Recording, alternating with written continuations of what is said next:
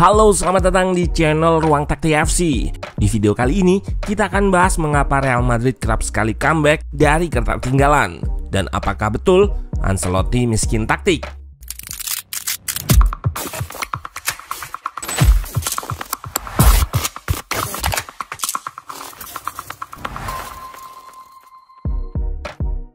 Pada laga terakhir versus Union Berlin, El Real berhasil menang setelah sebelumnya kalah 1-0. Di awal laga, sebetulnya anak asuh Ancelotti punya kesempatan untuk cetak gol lebih dulu setelah mendapatkan penalti, namun Modric gagal mengeksekusinya. Tetapi di babak kedua, Joselu mencetak brace yang membuat Real Madrid unggul 1-2 lewat gol sundulan yang jadi kelebihannya. Jelang laga berakhir tepatnya pada menit ke-85, Kral yang baru masuk menyamakan kedudukan lewat long shot kerasnya dari luar kotak penalti. Sebelumnya, Ancelotti melakukan pergantian pemain sekaligus taktik dengan memasukkan Brahim Diaz dan mengubah formasi menjadi 4-5-1. Ceballos yang diubah posisinya menjadi sayap kanan berhasil cetak gol kemenangan bagi El Real. Nah, penasaran apa yang membuat Real Madrid bisa comeback pada laga ini dan benarkah Ancelotti miskin taktik? Let's go, kita bahas sama-sama.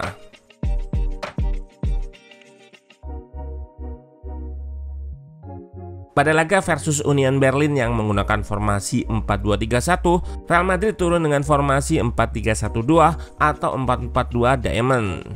Joselu dan Rodrigo di atas kertas diplot menjadi striker, sementara Bellingham berada di belakangnya ditopang Modric, Ceballos, serta Valverde. Di lini belakang, Ancelotti memainkan Nacho sebagai center back berduet dengan Alaba.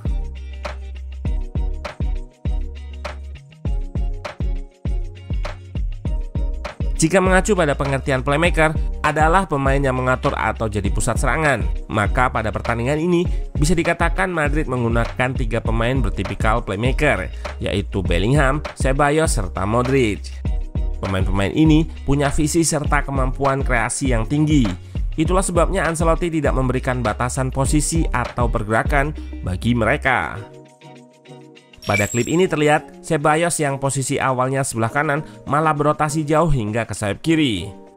Tujuannya untuk mendorong Fran Garcia naik yang kita lihat pada lanjutan klip ini masuk ke half space, bukan melebar. Sementara yang melebar adalah Bellingham dan Rodrigo. Atau di momen lain, dia bisa berada di kanan untuk fungsi yang sama, yaitu membebaskan fullback atau Vasquez yang overlap naik.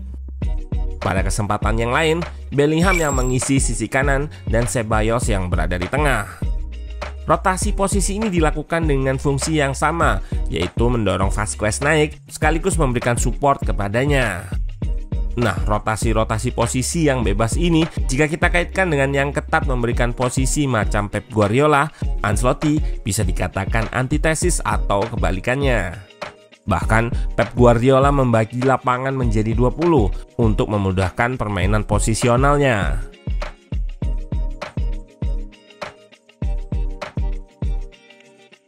Jika pendekatan Pep Guardiola disebut posisional, maka pendekatan Ancelotti disebut fungsional atau nggak membatasi pemain terhadap posisi tertentu, melainkan fungsinya. Pemain mengisi pos tertentu berdasarkan fungsi, bukan posisi lagi, sehingga rotasi posisi sangat banyak terjadi. Seperti pada peluang ini, kita lihat Ceballos yang mengisi fungsi kelebaran di sayap, lantaran Vasquez belum naik. Dan kita lihat umpan Bellingham ke Rodrigo yang nggak bergerak ke sayap, melainkan menusuk ke tengah. Namun, rotasi-rotasi posisi ini bukan berarti dibiarkan mengalir begitu saja, karena bakal rawan ketika serangan balik seperti pada peluang ini, di mana hanya Ceballos yang turun untuk bertahan setelah Fran Garcia lepas. Nah, tugas pelatih asal Italia ini adalah menyeimbangkan tim, mulai dari fase menyerang, bertahan, dan transisi.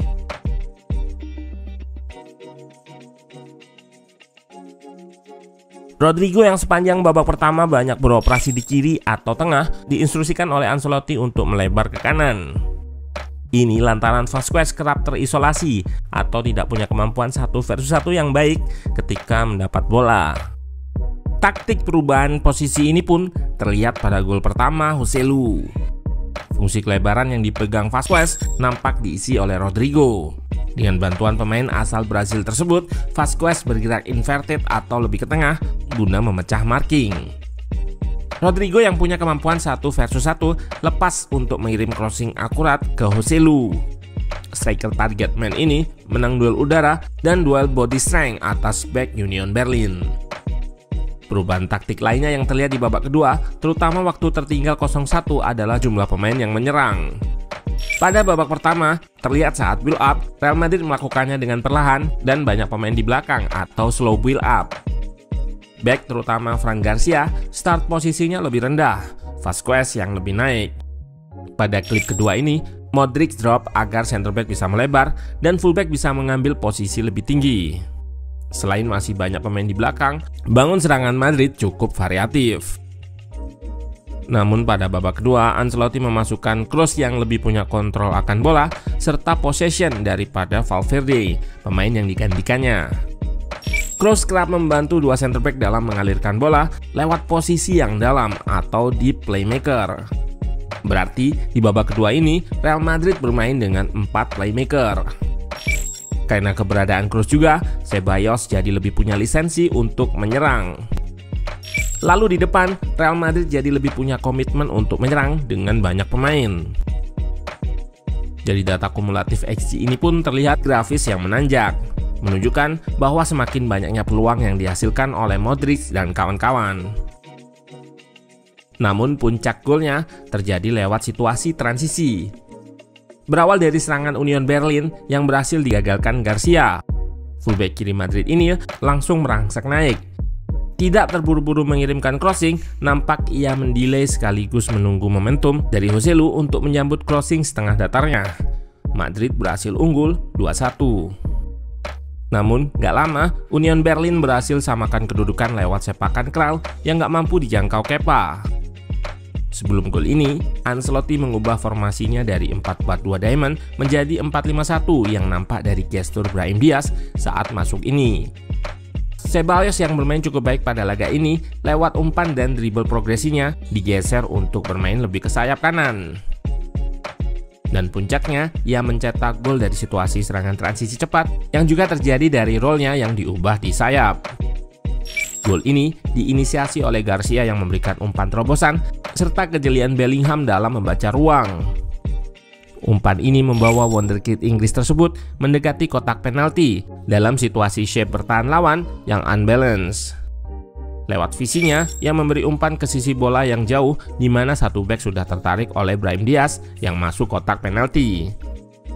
Ceballos yang diberi tugas menjaga kelebaran di sayap mendapatkan bola tersebut dan ia sempat mendapat marking dari back lawan, namun dengan kejeliannya ia mampu menemukan ruang tembak dan melepas tembakan yang akurat meski terlihat membentur sedikit kaki back Union Berlin.